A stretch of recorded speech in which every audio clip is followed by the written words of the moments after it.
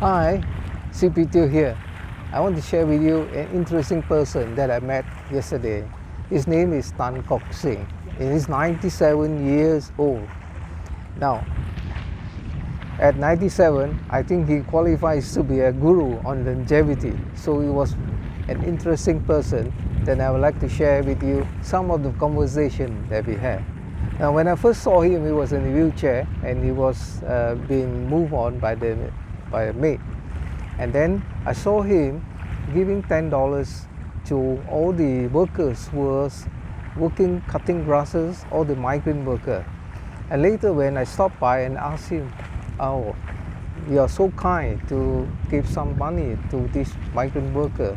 And his reply was, well, it's Chinese New Year coming, so it's no harm to do a bit of random act of kindness, giving them some small money to bring them some happiness. After all, they are away from the home and they help to keep our country clean. So it's a wonderful gesture by a man, who thinks of the compassion of the people who work in this country.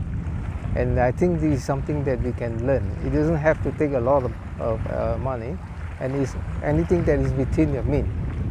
At the same time, he told me he's an active Singapore aging volunteer at 97, And when he was in the 90s, he even participated in a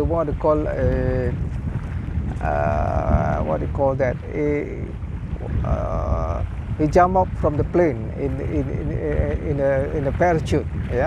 So that's an interesting experience for a 97. He said never stop learning. And his life, when he was young, he was a basketball player. So he said it's important that we work as a team. We acknowledge people and we put up with all the differences. He said, this way your life will be smooth. This way you can get along with people, and the more people you get along, the more blessings you have.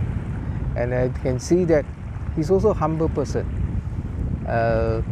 He still stays in one of these government flats, even though he came here and his son has a bungalow nearby. And of course he's very proud of his son. He showed me that his son has been very successful, invested in China, in 3 provinces, in Chengdu, in Tianjin, and another place, in Hangzhou, in some telecom component factory, and has been quite relatively successful. It even helped to build schools in China. So this is an example of what a lot of people aspire, that we have good children, filial children, and they continue to do those good deeds. So Mr. Tan has seen in his 97 years all the ups and downs of life.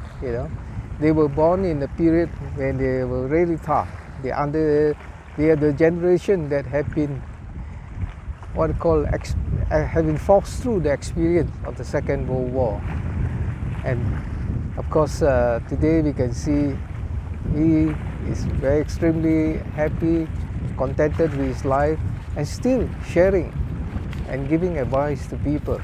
So I think this is something that what we can learn from these people, who have really gone through life and staying humble and doing whatever they can. So the key message is, of course, we have to stay active. You have to move. You have to make health your priority. And when you are healthy, you are responsible not only to yourself, but to your family. And not only to your family, to the country, because the department will spend less money, less resources and help if everybody can have a good health. So with this, I wish you all Happy New Year. And may the 2022 Year of the Tiger be your year that you make changes in your life, take action, to be more healthy, and with health you will have more time, and with time, of course, you may have more money as well to spend or to give away. So that in fact inspired me. In fact, everybody should be able to do this. Just like the Gandhi said, the world has enough resources for everyone, but not enough for the greed of some.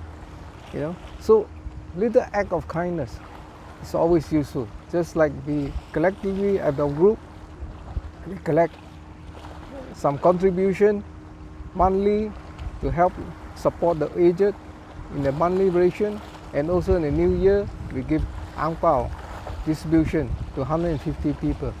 So these are essential that we need to empower ourselves, empower our mind to be more compassionate, because we are all connected. We are all the citizens of the world. Thank you.